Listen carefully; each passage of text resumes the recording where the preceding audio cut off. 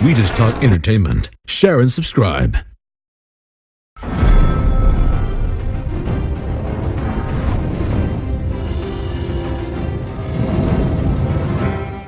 Hey guys, welcome to Entertainment Talk Nation. This is Rob.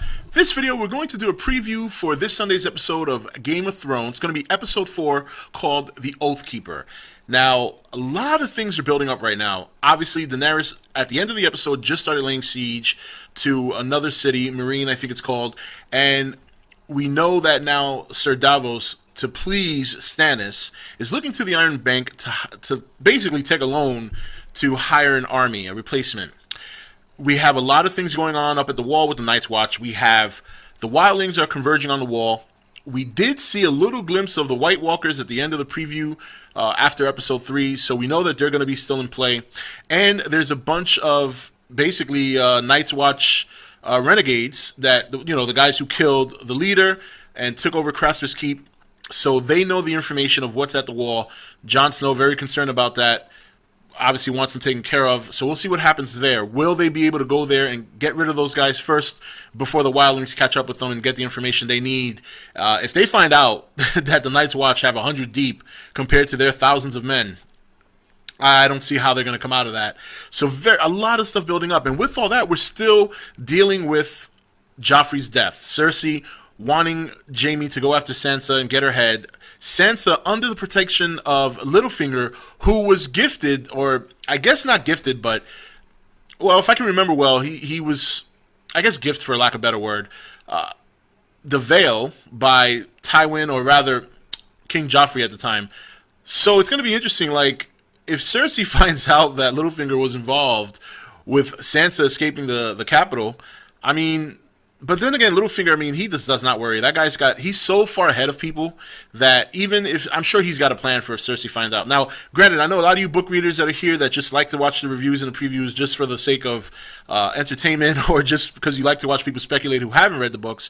Obviously, you guys know what's going on here. So, but I got to say, as a person that's not a book reader, I'm very excited to see how these events are going to play out. There's so much going on at once. Arya and the Hound, how's that going to plan out now? Because while I'm sure there's still, before the whole incident with the farmer, I'm sure there was a part of her, while still hating the Hound, was at least maybe willing to work with him a little bit more. And now after what he did, she obviously has reverted back fully to just probably despising the guy, if she, you know, never left that feeling, if that feeling never left her to begin with. But, you know, I got to say, I'm interested to see how the siege on Meereen is going to turn out with Daenerys, because very clever. It seems like she's going to utilize the slaves to turn on the masters, which would be very clever, because while I'm sure she wants to free them, she knows that her army is more valuable to her. So if she can cut some of her losses by using them as pawns, why not? I mean, that's a very clever move. So that I'm interested in. North of the Wall is very interesting, because I don't know what they're going to do. Even if Mance never finds out that they only have 100 people, it's not going to stop him from raiding the wall. So whether it happens one day or whether it happens in 1 week, he's going to overrun that wall. I don't know how they're going to defend this. I don't, you know, obviously they can send as many crows to the capital as they want. They're not going to take him seriously. Cersei never has. She's gotten a crow message from them before, and she kind of scoffed at it. That was back in season 2 when Tyrion had just became the Hand. I'm sure you remember that. So they can't really call to them. That's not going to happen, especially now with Joffrey's death. It's just not going to happen. So they're up Schitt's Creek without a paddle, it seems. You know, and Stannis, if he gets this army, now it's going to be interesting to see if he's going to change his strategy. Obviously, we know that he'll bring Melisandre with him, because he feels that last time, because she wasn't there, or at least she made the case to Sir Davos that she wasn't there, is the reason why they lost. So you know she's going to be present with them. Lots of stuff going on, man. And it's so exciting to have this much going on so early in the season, because now we're rolling up on episode 4. We're not even at the halfway point yet, and you can really see things building up. And it's like so much shit is going to hit so many different fans at once. It's going to be incredible to watch. And obviously, we still, while we didn't visit this in this past episode, we still have Bolton's men looking for the Stark kids. We still have Bran heading north to go find the three-eyed crow. Arya and the Hound heading to the Eyrie. Lots of stuff going on, and not only on a grand scale in terms of armies and battles that are look to be ensuing soon, but even on an individual standpoint, and of course Tyrion, his trial at some point or another, it's going to start. What's going to happen with that? Is he going to find a way to get out of this? And if he does, is he going to be able to leave the capital? Because I can tell you right now, if he makes it through this trial somehow, some way, there's no way they're going to let him leave. Cersei or somebody or Tywin will put him on watch. They will put him on watch without giving him a chance to leave. It's just so much is going on. And Jaime just kind of reverted back to this someone I have to question now after, what he did to Cersei in front of his son's dead body. I mean, that was a very sick episode. Scene. And I know a lot of people in the comment section were asking me, did I consider it rape? At first I wasn't 100% sure, because even though she was telling him to stop, she was still kissing him.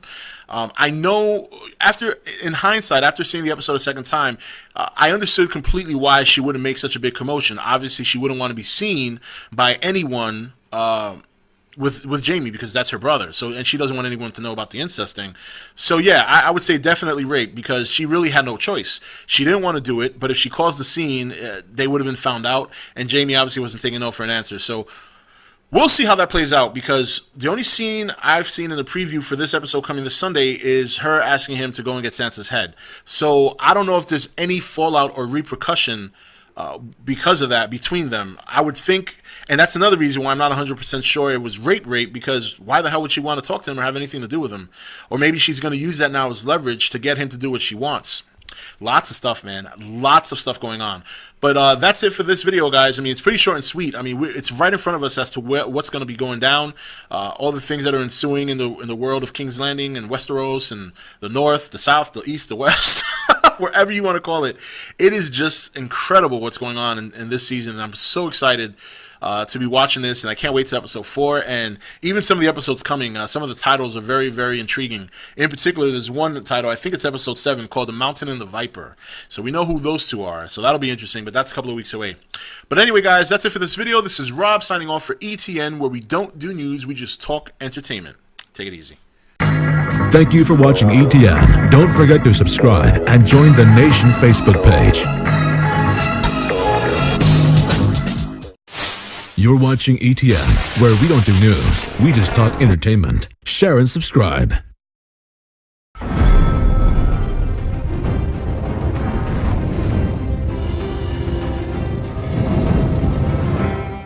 Hey guys, welcome to Entertainment Talk Nation. This is Rob.